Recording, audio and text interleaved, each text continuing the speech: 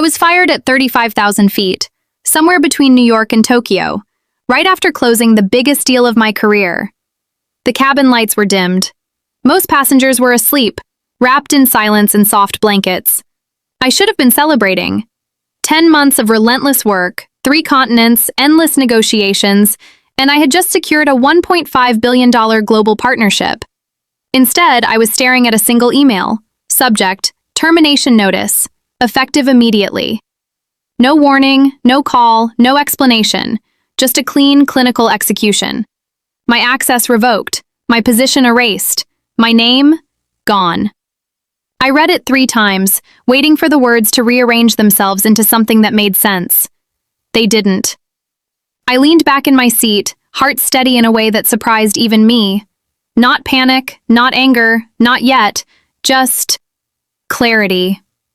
Because the truth was, I had been expecting this. Not the timing, but the betrayal. I've spent 9 years building a company that never truly belonged to me. My name is Evelyn Carter, and for almost a decade I was the invisible architect behind Hayes Dynamics' global expansion. I was the one they called when deals collapsed, the one they flew across time zones to fix disasters no one else could handle. Tokyo, London, San Francisco. I spoke their languages, both literal and strategic. I knew how to read hesitation in a handshake, how to dismantle resistance without raising my voice, how to turn doubt into billion-dollar signatures. They called me indispensable, just never promotable. 2 weeks before that flight, I stood in a glass conference room watching a $300 million deal fall apart in real time.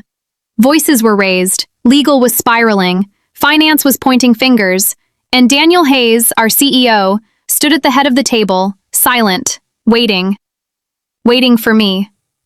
I didn't ask for permission. I stepped in, took control, and rewrote the entire deal structure in under 30 minutes. By the next morning, the contract wasn't just saved, it was expanded. More revenue, more territories, more leverage. They applauded, they toasted. Daniel smiled that same polished smile and said, "This is why we trust you, Evelyn." Someone even whispered about a promotion. Executive Vice President. Finally, I almost believed them. A week later, I overheard the truth. It wasn't meant for me. I was in the adjacent conference room preparing a portfolio. The door was slightly open. I heard laughter. Then one of the board members said, "She's brilliant, but she's too much."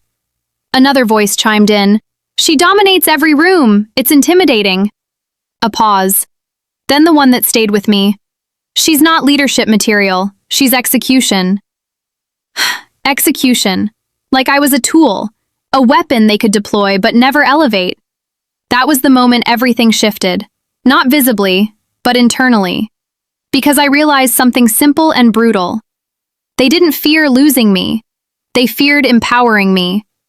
And then there was Olivia, Daniel's daughter, strategic advisor by title, liability in reality. 6 months ago, she made a mistake that should have ended her career.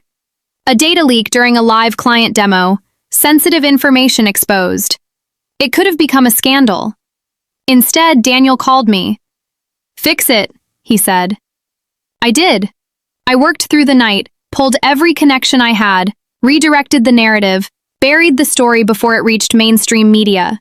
No credit, no acknowledgement, just silence. I told myself it was loyalty. I was wrong. 3 weeks before my flight, I opened the final draft of the Trident deal, my deal.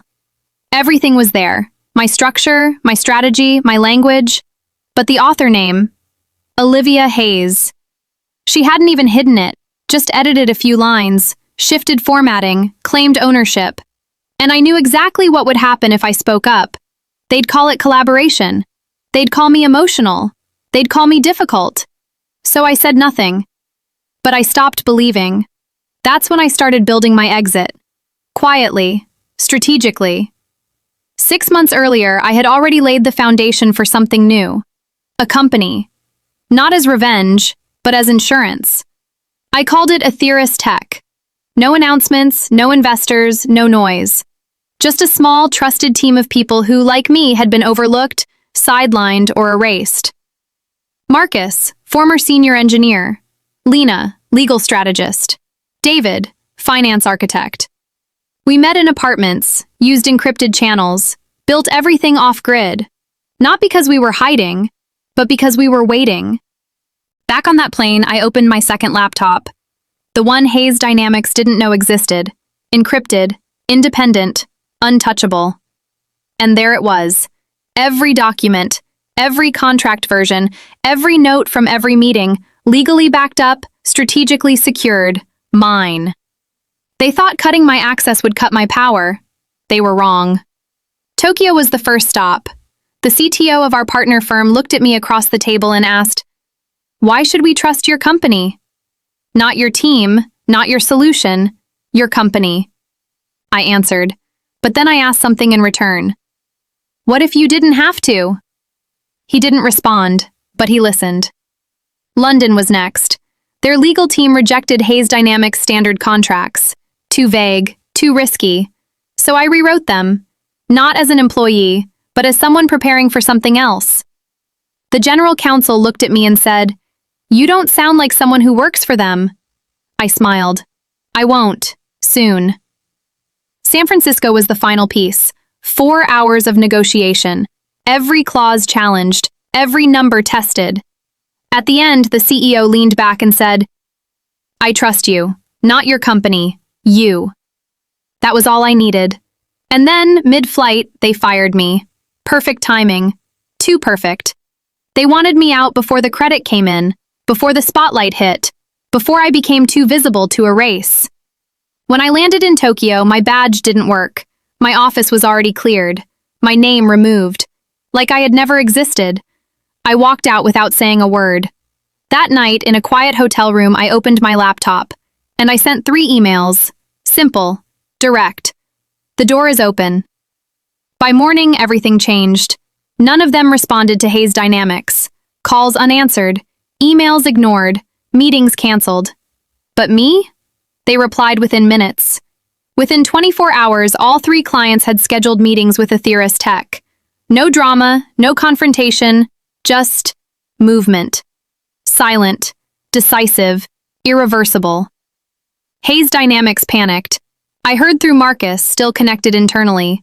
Emergency meetings, blame games, Olivia scrambling, Daniel furious. But they couldn't prove anything, because I hadn't taken anything. I had simply been chosen. 3 days later, we made it official. No press conference, no spectacle, just a clean announcement. Atheris Tech secures $1.5 billion global partnership across 3 continents. CEO, Evelyn Carter. The industry exploded. How did this happen? Who is Atheris? Where did this come from? They were asking the wrong questions. The real question was, why didn't they see it coming? 2 weeks later, I walked into a global tech summit in San Francisco. Hayes Dynamics was there, trying to recover, trying to spin a new deal. I wasn't invited. I didn't need to be. I walked in anyway, calm, composed, unstoppable. Daniel saw me, for the first time, uncertain. I introduced myself to the partner they were pitching. "I'm Evelyn Carter, CEO of Atheris Tech." Silence filled the room. Then the partner said, "We were hoping you'd show up."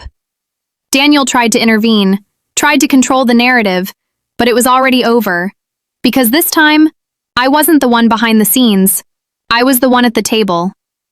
Months later, the news came quietly. Olivia resigned. Daniel was removed by the board. No scandal, no headlines, just gone. The same way they tried to erase me. The day we signed the final unified contract, I didn't think about the money. I didn't think about revenge.